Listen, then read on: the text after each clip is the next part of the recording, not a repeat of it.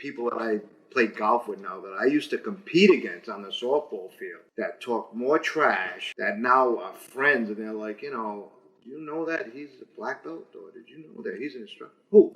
That guy? Yeah. Oh, they treat you different. I do a lot of the karate tournaments, and I would go there and I'd watch some of the schools, and I do like the junior black belts, and I would see these kids doing backflips. I would get reprimanded by the other judges and go, why don't you give it a 10.8? I said, instead of a 9.1. I said, is that a form? Like, who's going to kick somebody doing a backflip?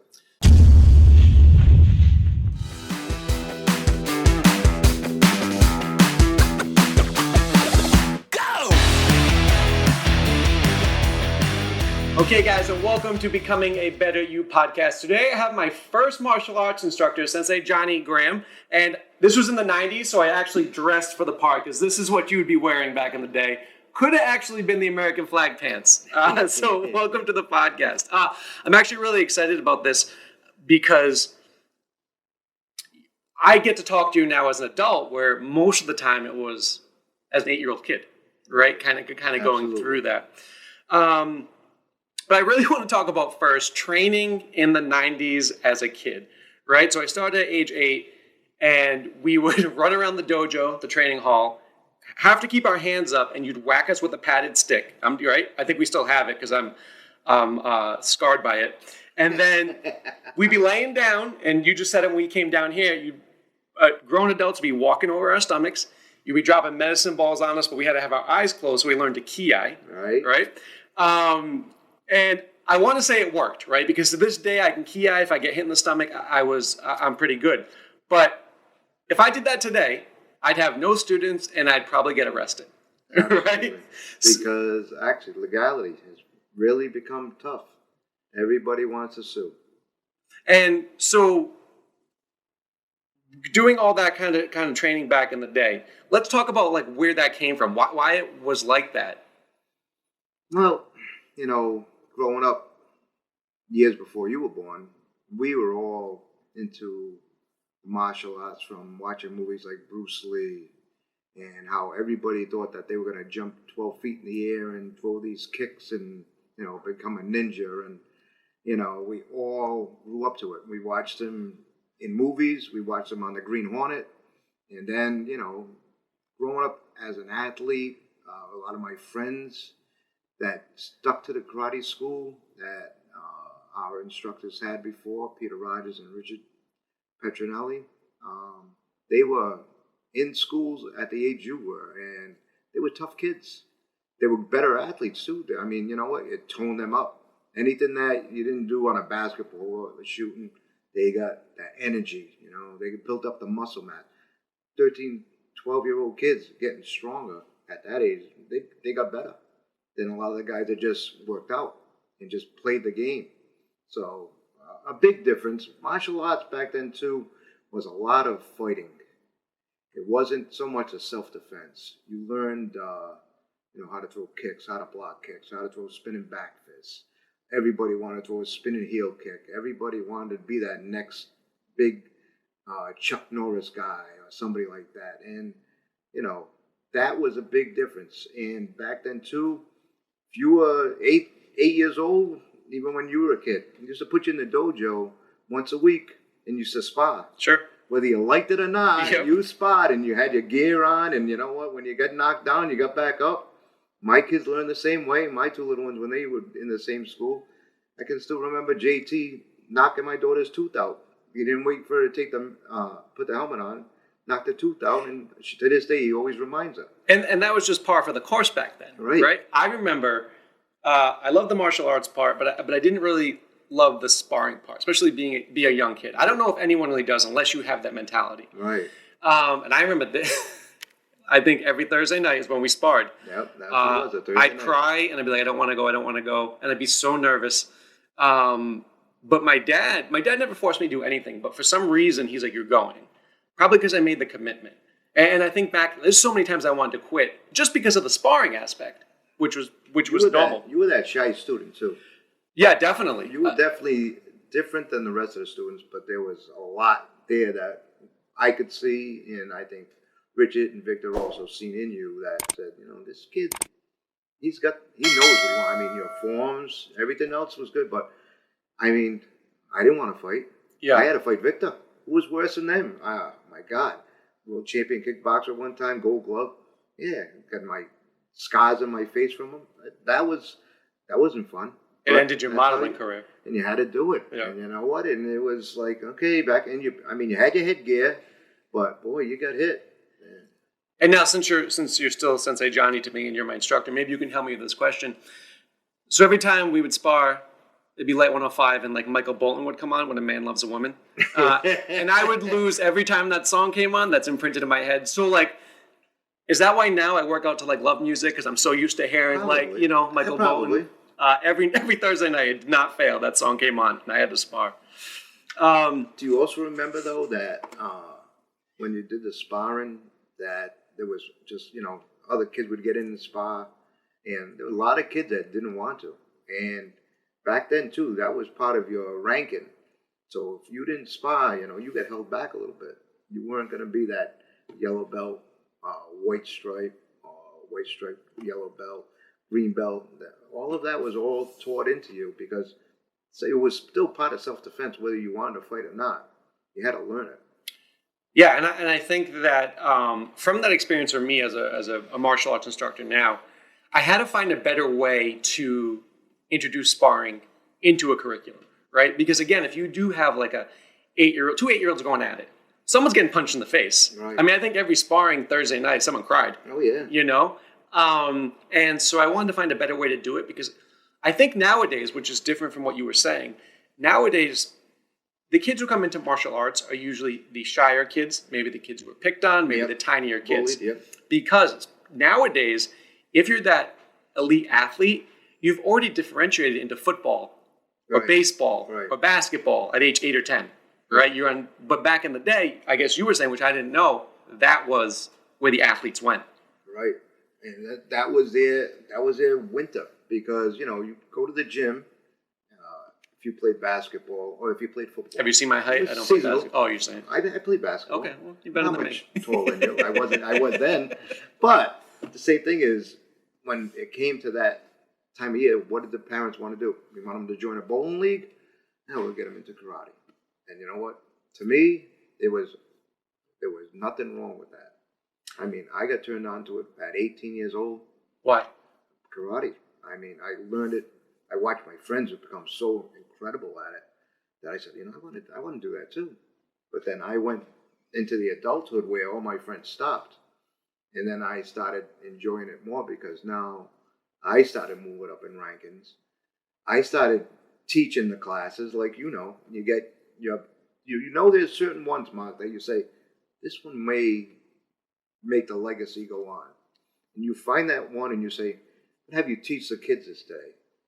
Sometimes that's all you need is that little switch to get them going. You're saying, this guy's going to be a good instructor someday. And I think for me personally, teaching, I learned way more than actually being a student, right? Because you have to actually break the techniques down and you have to make sure that the students understand it. And this student might understand it this way, but then I have to explain to you a totally different way. Right. And I think that's where I started to excel. Now, for you, was there one or two big life lessons you learned from the martial arts that you've taken through your whole life? I believe, as I can speak to you on the same level, because we are the same height, you make me still taller with the hair. I knew that was coming. The hair, I think, it makes you a little taller. But I was going to wear a wig, but I didn't. But I really do believe that martial arts made me a more confident person. I think that's when I got into that school and I realized, being small, you can always be picked on. And, even nowadays, you see these young kids going to school. There's seniors that are like the size of men. They're scared. And, fear is not a good thing. You got to make the best of it. But, I see people that, I talk to everybody. Right. And you know what? Everybody's at the same level. But you want to make sure that you have that confidence when you do the martial arts. And that's what I think it was. I think it was taught to me to be, you know what? You don't have to be a punk, but you can do your self-defense. You get attacked, and then you learn from there, and you keep teaching other people to do it. And I think that was the biggest part. I really built up a lot of confidence because even when you were a kid, I would play softball during the summer. I play against a lot of competitive people, and there's a lot of, it's like a basketball, but there's a lot of trash talk. But the thing was, I would be at that karate school, put my softball uniform, go play ball. And I wasn't worried about whoever the guy was on the other team because he could talk all the trash he wants, but I had the confidence in myself back then to say, you know what? This is as far as it's going to go. You're going to talk crap, and that's it. Nothing's going to happen. But it's I was really blessed when it got to get into the martial arts because I was at that right age, 18, 19, not wanting to go to a bar every day, still wanted to stay in shape, and I think that was a big plus for me. I remember, going through it, and then since I was 8, and then obviously through my teenage years, people knew I did it, right? There was no way of getting around it.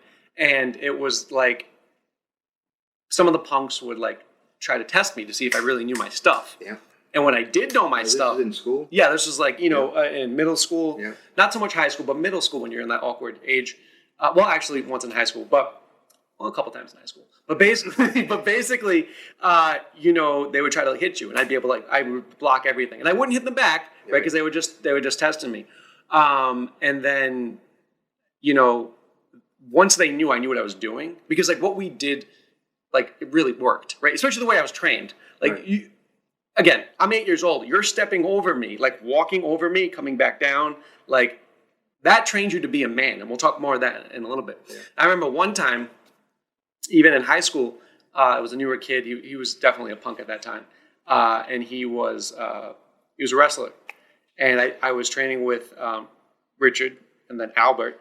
And I was probably maybe 14, 15. Just I think the night before, I learned a guillotine choke. And he was someone says, I don't know if he was testing me. He just came up and tried to shoot on me. But I was against the desk. I just sunk in the guillotine choke. I just held him there. He was pretty much going to get choked out. Right. And now don't forget, I have big glasses on, gold glasses, my arms weren't nearly the same size. But had that not gone that way, that would have scarred me for life. Right? If you took me down and started to And if the next person sees that you're vulnerable, the next person's going to pick on you. Yeah, easy target. And that you're a target. Mm-hmm. And that's the toughest part. And like I said, I actually loved the kids. I really had fun with the kids. When you was a kid, my kids doing it, that was the reason why I went to that school Monday through Saturday, every day. Probably not getting paid. Huh? Probably not getting paid.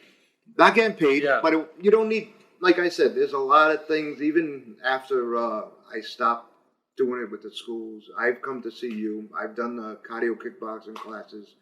I've done them at dance studios. I've done it up in gymnasiums. For the love of it. And I donate it to a cause. And whether it's Hasbro, whether it's another cause that it's good for, I don't mind giving back. Because I know that the kickboxing part was good because it got people in shape. It got women and young kids come through the door, give that money up to say, I spent an hour. I didn't have to go to the gym. I got that 1 hour burning all this off, and I loved it. Well, I remember. I really liked that. I really enjoyed that part. I remember when we first started the fitness kickboxing, I think everybody was like, Sensei Johnny told me kickboxing, when we first started getting into it. So when we go back to the training methods we used, even as kids back then, because the martial arts were made for men going to war, right? In China, Japan, stuff like that. Do you think the training methods had to change from when I trained as a kid to now? I believe the self-defense methods are all still pretty much in line. What do you mean? You still want to know everything that you were trained, whether it was a choke, learning to flip somebody. These are things that should always be taught. The karate kickboxing part, that not so much because, to me, it's going to a different level now. You see with MMA, these guys are just out there, and women, they're out there just pummeling each other, They don't even wear gloves. They're wearing these little gloves that we used to have. You wouldn't even want to get hit with them. But I don't believe that part of it is so much, builds up the confidence because, like you said, you get beat up when you were 8 years old, and think, do you really want to go back and get beat up the next day? No. You know, and that part I like that. I don't really like to see as much, but when I was teaching too, I do a lot of the karate tournaments, and I would go there and I'd watch some of the schools, and I do like the junior black belts, and I would see these kids doing backflips, and I would get reprimanded by the other judges and go, why didn't you give it a 10.8? I said, or a 9.8 instead of a 9.1. I said, is that a form? Like, who's going to kick somebody doing a backflip? So you feel you're more of the traditionalist, like this is what karate is. It's not the acrobatic. Right. Right. It's the hard form that we learn through Kempo, right?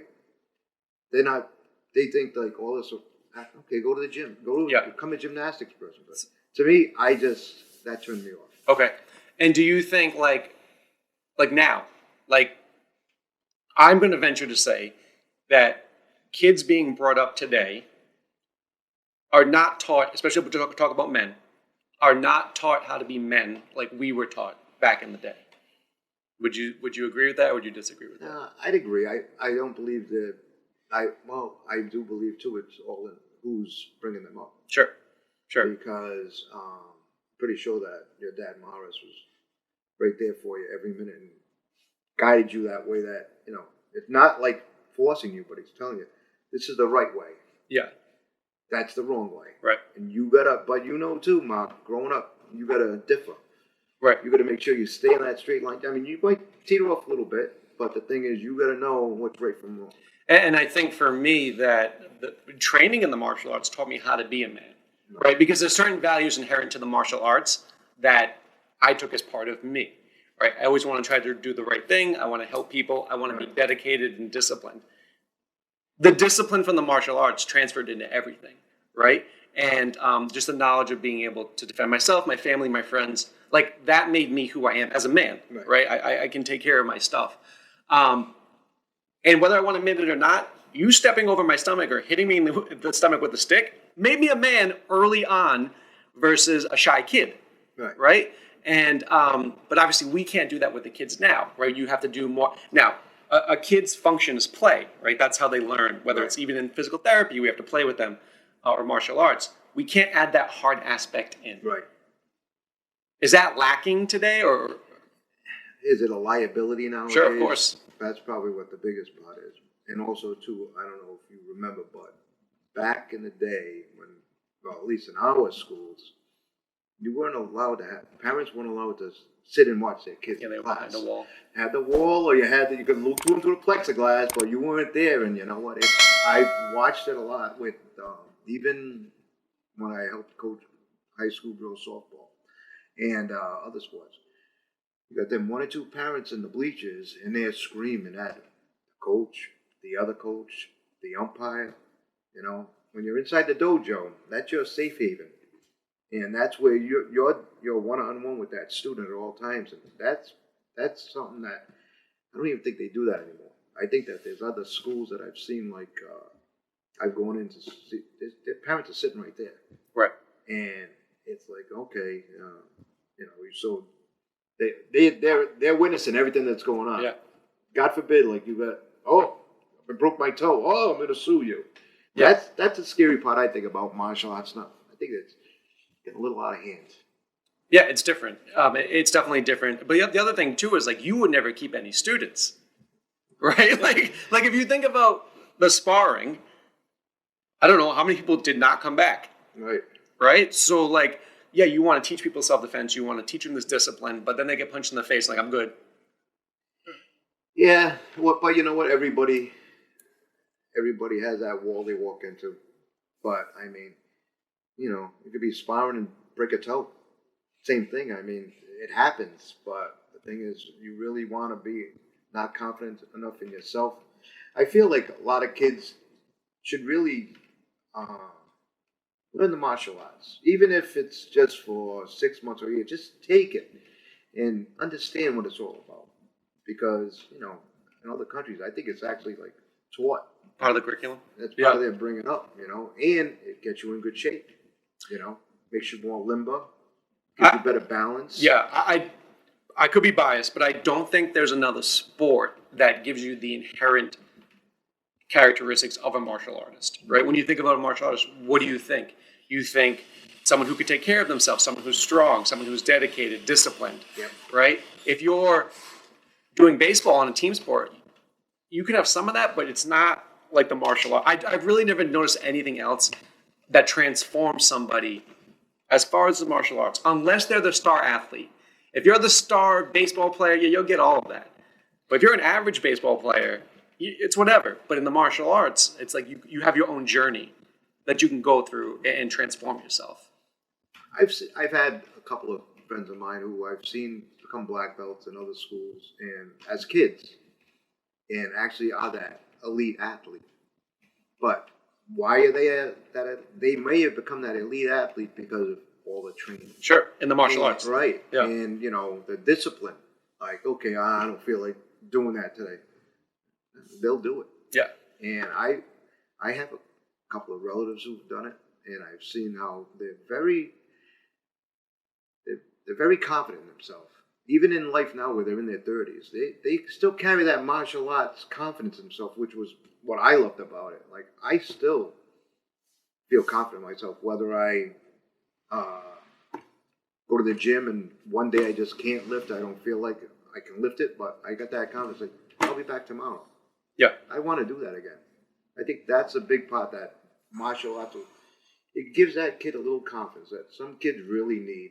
You think it teaches people, children, how to fail and keep going? That's a tough question. Why? I think everybody fails. Sooner or later, everybody fails at something. I mean, I never was able to slam dunk a basketball. It might have been because I'm only 5'3", but I always thought that I could reach that net and get up in that hoop. Right. I failed, but the thing is, you know what? It all depends on what people are worried about failing in. I believe if you're a good person, like I know you are, because I've watched you grow up and I've seen what you do now, and there's a lot of people that love you in this world. And why? It's because of what you become, what you evolved into, and how you still spread that to everybody else. Even through the people that I know that come to those doors. It's that special thing that you do that makes it happen. Which is from the martial arts. Right. And you, like I said, there's failure. You didn't want to come back and spar maybe the following Thursday, but maybe 2 weeks later you came in and said, I'm back here on a Thursday fighting again. And I think that's the thing, though. I think in the martial arts, you fail every night you're in class. Right. And that's what I'm saying, but you just keep going, right? It's just part of the process where I just think in a lot of other aspects, like people aren't used to failing as much as the martial arts, whether it's sparring. How many times you get kicked or I got punched? I tried to block it, but I still got hit. Yeah. I failed. But you have to keep going. And you still see that too. Also, when you do your forms, I mean, can you remember when we used to do your forms and we had you blindfolded? Sure.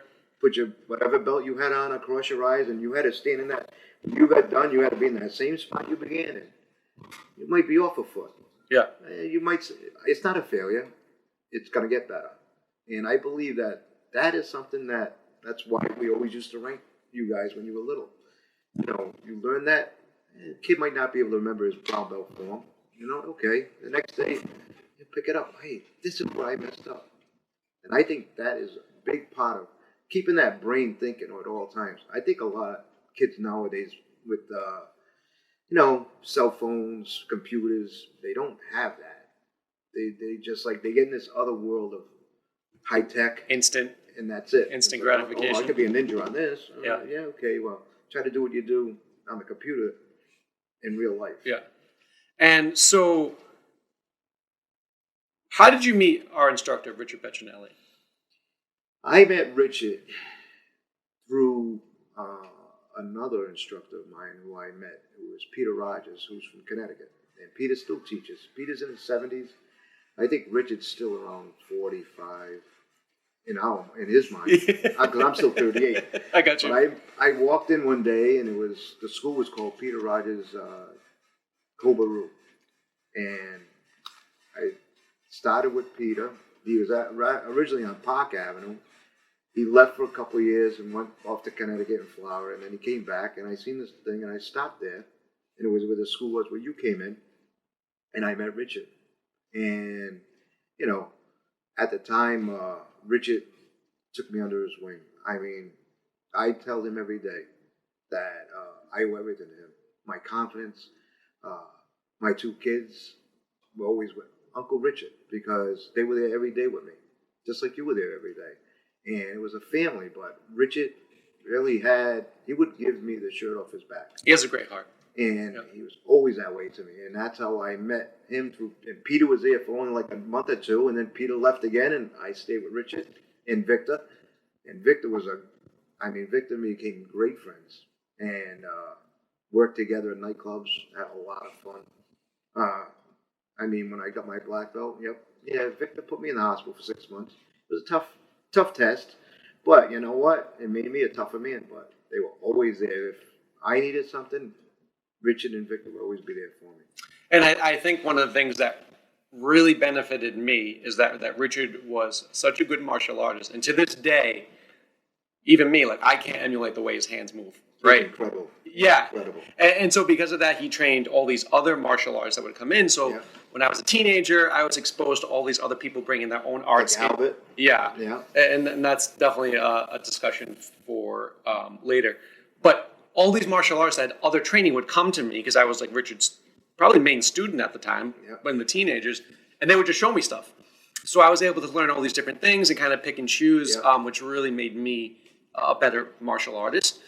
And then bringing in people like Albert. So I think for me, I know the four martial arts instructors that had the biggest influence on me were you, were Albert, were Richard, and Professor Bruce. Like those were the four that had the biggest influence on me.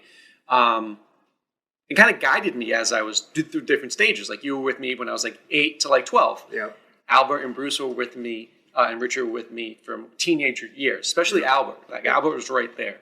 And so that's how I learned to be a man. I saw men that I wanted to emulate, and I learned how to act, and I learned that I didn't have to be cocky. Right? I didn't try to beat people. I understood what I needed to do and just do it. And you build confidence in yourself. Yeah, and I enjoyed helping others with it. But when we talk about Sensei Victor, I always felt that like if it wasn't for you being like the nicer sensei, like he was very intimidating. Ooh. So like if it wasn't for you, like I definitely would not have stayed because I mean I know he was a great guy, but like as a kid, I'm like this guy's scary, right? Where you had the better approach for children. Do I remember that correctly? Yeah, but Victor was also the one who would. Back then, like I said, that's when everything was changing. Everybody wanted to be a kickboxer. Sure. Everybody wanted to be a world champion. And Victor would be at the late classes after I got done teaching. I'd stay there with him, and we trained some guys I wanted. But Victor, every guy that had Victor learn, they became tough kids. But, then they're fighting men that have been fighting for years, and they're getting their butt kicked. And like, oh, he's not coming back? Oh, he's gone. And you say like 8 years old, and you're getting hit. These guys are getting hit by grown men. Yeah. They're not walking back into school. They're like, oh, I'm not going back. But Victor was a very tough instructor, but he was a very disciplined martial artist when it came to kickboxing. And my God, I had a picture of him throwing a side kick straight up to the ceiling. I mean, he was incredible. And he trained hard. Oh, yeah. Now, we didn't know the things that we know now about brain injuries, CTE, and stuff like that. Right? So towards the end of his life, he very young, got dementia. I'm going to assume that's from getting kicked in the head. Kicked and punched in the head, right? And we didn't know that stuff back then. No, and you know what? I fear that happens to a lot of the people. That you know. Yeah, just some people I still know. I mean, dementia is so weird. I mean, you know more about it as a doctor and stuff like that. But, there's people that can't remember. And when it came to watching Victor, I mean, he just went downhill so fast. And I think he just was like 59 when he died or 60. Very young. And it was like, but I can remember saying to him, hey, Johnny, he'd know me. And then, but he wouldn't remember what he ate for dinner. And I'm saying, he took a lot of punches. Yeah. I mean, he gave out a lot of punches, but he took a lot of punches, and sometimes I think maybe that catches up with him. Yeah, and I think that says something to how you have to train now, right? Because like we talk about sparring. Well, okay, so if a kid if I'm 10 and another kid roundhouse kicks me in the face, that's damage, right? Yeah, well, the thing is, too, when you do get hit with a roundhouse kick as an 8-year-old and you've never seen one, I remember, I believe Richard explained it to me. He goes, just think that, you're standing there and all of a sudden somebody hits you in the back of the head with a bat. Your brain can't function to what's going on behind you. So you black out and you get knocked out. But if you get hit with that spinning roundhouse kick in the head and you get knocked out, and the next time you spar, you know that kick's coming and you don't get knocked out because now your brain's thinking that way. Well, how many times you want to get hit with a spinning roundhouse? Well, this is what I'm saying. Right. So it almost had to change, not only because you want to keep students, you want them to learn, but like for safety purposes. Right. You want them to have an extended life too. Yeah, every time I forget something, I'm like, how many times have I been hit? It's not that bad. You got a lot on your mind, a lot on your plate, and there's always things you're going to forget anyway. As a matter of fact, I probably forgot something before I got here, but that's fine. which is totally fine. So why don't you think more women learn self-defense, right? Everyone needs self-defense. I would say especially women, especially when we just taught a seminar at a high school for a cross-country team yesterday. And one of the things I emphasize to them is that, listen, if you are getting attacked, I want you to remember that you have the right to fight back. You're just not going to let someone grab you. Don't let them punch you. You're 17, 18-year-old women. Defend yourself and then run away. When you go to college, it's 1 in 4 women get sexually assaulted or raped. Right. Like, that's a huge statistic. Right. Every woman should be doing this, right? Again, even basic self-defense. Why don't you think they do? Do the colleges actually teach it? When I was there, like they're bringing me in. I went to CCI, I believe it was taught too. Yeah, as an elective, but like everyone had to take it. I think that, no, it was an elective. Yeah. But I think that that's something that everybody should learn. I mean, women are very vulnerable. Like I said, unfortunately I taught my wife a little bit. Sometimes I'm pretty sore after teaching them. Yeah. We just mess around. But the thing is, I think that all women should take it. I think that it's a great thing. I think it builds confidence. That working woman that goes to the office every day may get intimidated by men in the office. You know what? Take a couple of those kickboxing classes or take some self-defense and say, you know what? I'm a better person. I think that I can't see why more women wouldn't want to take it. Maybe it's the amount of money now because money's tight. Maybe they can't afford it. That could be a problem too. But I still say that I would love this. I don't know, Mark, you're a lot on the internet. I mean, a lot of stuff women could probably just pick up off the internet. And Sure. Self-defense too. Yeah. I'm pretty sure you have a couple of websites out there that you could, they can go right onto your website and learn stuff. They can, yeah. And I think that we had a podcast with the women who do jujitsu with us, and one of the women was like, "You should be timid," stuff like that. And she's like, now from doing jujitsu, she's like, when people ask me to do stuff at work I don't want to do, or like if I need to speak my mind, she's like, I don't have a problem doing that now. Whereas before, I would. Yeah. Right. So I think it's great for everybody. So if there was one move that you had 2 seconds to teach a woman to save themselves, what would that move be? I always remember, because I've taught it to my wife. Yep. And I've gone to Peter Rogers' self-defense classes and taken women down there for a fundraiser that he's done for me for Hasbro. And I've actually watched him, guy grabs a woman and lock him in, drop him down. My wife loves that move. She loves to see guys go down to the ground and you're holding them down there. They love it. And I think that's one. And there's other ones like, guy grabs you. My wife always said, hey, wave to your friend. Hey, sure. I'm Bob. Statue of Liberty. I mean, these little things, and they're like, hey, grab me again. Sure. Yeah. No, I'm good. I want my left arm to be the same size as my right. I'm good. I think there's a few of them, but like I said, I really think what women really need to know self-defense. It's a big plus for them, at least in the mind. Sure. Well, I think if you're confident, you're more assertive. Right. And an assertive woman is less likely to be attacked than someone who's shy, looking down, Right. not aware of their surroundings. So what do you think? I feel like I am in the middle of like 2 generations of martial arts practitioners. So coming from your generation, right? Traditional, old school, train like this. And then there's like the MMA generation where everything now is jiu-jitsu, Muay Thai, you know. But I'm like the bridge between both. My people who trained like me, right? Because I'm kind of in both worlds. I had to evolve, but I also have the old traditional style. What do you think about the new generation of martial arts coming out? Because I know that with the addition of adding more jiu-jitsu on the ground, the different ways you do it, it definitely enhanced the martial arts, right? But it's starkly different from when you trained. Yeah, but I do believe also that the jiu-jitsu is always great. It's always pressure points. You know, you get into the MMA, the takedown and stuff like that. It's more like you're smothering somebody a lot of times on the ground. That's great, but what happens if there's another person? And in a real altercation, right. Yes. I mean, these are things, and too, probably your parents are always preaching to you. Don't go somewhere where you know you're not going to feel comfortable. Sure.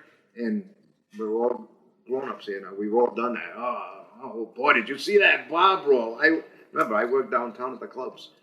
I remember chairs and tables getting to it. I don't care how much martial arts you still learn to duck. And once in a while, you're going to back up, find a corner, hold your ground.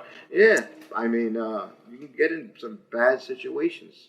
And I do believe that I love watching MMA. I think they're great athletes. I think some incredible athletes, but I just still think that those people there, if you put it in population, they're like less than like 7 or 8%. The other people that can learn self-defense, that's a 93% you want to catch. Yeah. Because they're the ones that are going to be confident. And I think that's the ones in life, because sooner or later there's going to be a Marc Bochner who's going to be a martial artist or a MMA guy, but there's going to be a Johnny Graham that might come by and knock you off your pedestal. What's Marc do for the rest of his life? Because not everybody's going to be teaching MMA. You say if that was the career. Right. If that was their career. You can go back on and you learn your jiu-jitsu, you learn your kempo, you learn your belts, and you evolve compared to I watch the MMA a lot by 30, 31. It's like professional football players. They get to a certain age, they're not worth it anymore. Running backs the last 4 years, wide receivers maybe the last 8 years. We get the GOAT he's still 45 playing as a quarterback. But how much does the body take? And we talk about damage, But just as far as like the evolution of the martial arts, right? Because back in the day, we didn't do much grappling, right? No. And now, well, we did. Well, okay, right, yeah. I had to learn from Victor. Victor was Victor was an unbelievable grappler, and there was times, and I loved wrestling in high school, but I couldn't get up. I mean, he was just so good at it. Where did he learn it? He learned it in the dojo. Okay. He didn't learn it from a gym. He didn't learn it from a wrestling coach. Yeah. He just learned it. He would smother me. I had to tap out. I was like, I'm done, and that's it, But like I said, that's all part of stuff that we have learned. But the evolution of the martial arts, with the way you strike, and so here's the big question then, because back then it was almost, for the most part, you do one style. Like you were a Kempo guy, you were a Taekwondo guy, you were a Jiu-Jitsu guy. Yeah, we had Taekwondo a lot. Right. A lot of people had Taekwondo. That was all legs. All legs. Kempo was more both parts of your body. Sure. I always thought was better. Because you can throw roundhouse kicks, and if I grab it, I'm going to break your leg. Yeah, but people would just train basically, you just do all kicks because that's your style. You do mostly hands. Yeah. Some people did throws. You got to get right. But with the evolution of MMA, people started to blend, which I did too with Richard. And I believe that's a necessary thing that needs to happen. You need to evolve. But I think in some cases, it starts erasing what was in the past, right? Because like you don't see many Kempo schools around here. No. Right? It's mostly jiu-jitsu. It's mostly, you know what I'm saying? So it's like there might be one or two, but then again, we're Rhode Island. We don't know what's being taught out west. Sure, good point. We don't know what's taught. I think Peter's still got a school down in Florida. Yeah. He's still got the school in Connecticut. So some people won't let that die out, which is great. Because I believe that more different kinds of I don't really call it anymore martial arts. I always call it self-defense. Sure. Because I think that's why people take their kids to school. Learn self-defense. So you want to be afraid about that big bully in your 8th grade class who's 6 foot tall already, and you're just about 4'11". You don't want to be walking, taking your lunch money every day. And that can have a negative effect on your schooling. Of course. You don't want to go to school, Right, bad grades, school. stuff like that. So is it me, or was every martial artist in the 80s a bouncer at a club? A lot of us were. And why is that? A lot. Well, you know what? We won't say what kind of club. We'll just say club. No, I wasn't always in the strip club. Okay. Working. I worked at some of the best clubs in the state, but the thing was, I believe that Richard helped me get in there, and me and Victor, he got us our first job at Shooters together, and let me tell you, that was incredible. I met so many great people. I met athletes. I met football players. Anybody that came downtown in Providence, they all went to Shooters. That was like the night spot. And the owners that owned the place were great. And it was a place to meet people. And I think it was, the money was good. That's what we did. I mean, I was a single parent bringing 2 kids. Yep. Actually 3.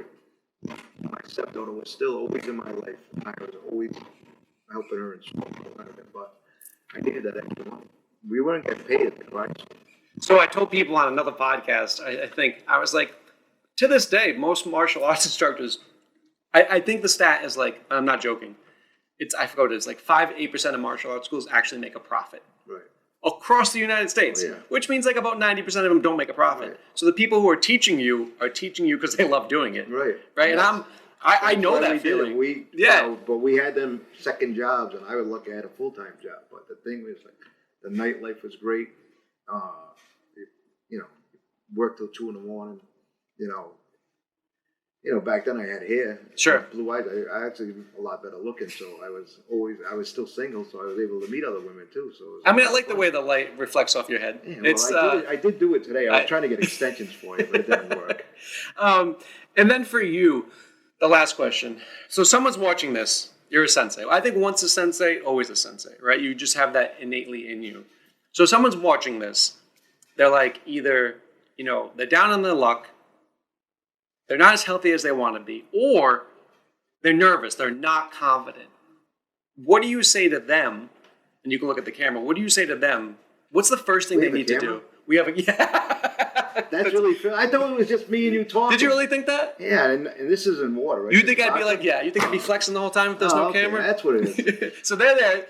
Down on their luck. Are you talking our age? I mean, my age. Any age. Your age? Any age? Listen, let's go, kids. Let's go our age first. So, my age. Your age. Most of them probably sitting around at a bingo parlor right now, playing bingo. They're not thinking about playing golf tomorrow. They're not thinking about playing golf 3 times a week. They're probably just worried about what am I going to do tomorrow. So how do they change that? Well, there's a lot of ways of changing it. I find not even if you don't have to go to a karate school when you're in your 60s. Not that I'm in my 60s, but you don't have to go to karate. I mean, you can go to a gym. I go to a gym. I don't go now because I play so much golf. I don't want to get tight. But I go to the gym, say, like, when I come back from Florida, 7 days a week. And I will talk to Mark, and I will talk to my friend Paul, and I'll talk to my friend Vinny, and my friend Joe, who I went to school with, that are all in. We congregate, we talk, but we still work out. But we don't stop living. We don't just say, we get up in the morning, take my pills, we have my coffee, and I sit home and watch TV all day. No, we get out. So do something, stay active. You gotta do something. And if you're down, and sometimes, you know what? Go for a walk. I mean, I'm lucky, I'm blessed. I live in the town of Johnston. We have a park down the end of my street, Memorial Park. It's a Veterans Park. It's free. They've got obstacle things you could do there. They got a walking trail. I mean, you can go out just to get that fresh air. I mean, me, having kids still, I still have to cut the grass. I still got things to do, but that's what keeps me going. So stay active. Right, stay active. And if you're not active, just take small steps to get active. So let's say a parent's watching this. They have a kid who's shy, always on the tablet, not confident in themselves. How did they help that child? What you do as a parent, you have to actually, I would say, come to this school, check it out. Come in as an adult, Find out. Talk to Mark. Maybe take a class. Mark could probably have something like, it's an instructional class. You come in, bring your kid in with you. You know, after you leave, you might say, hey, I want to come back.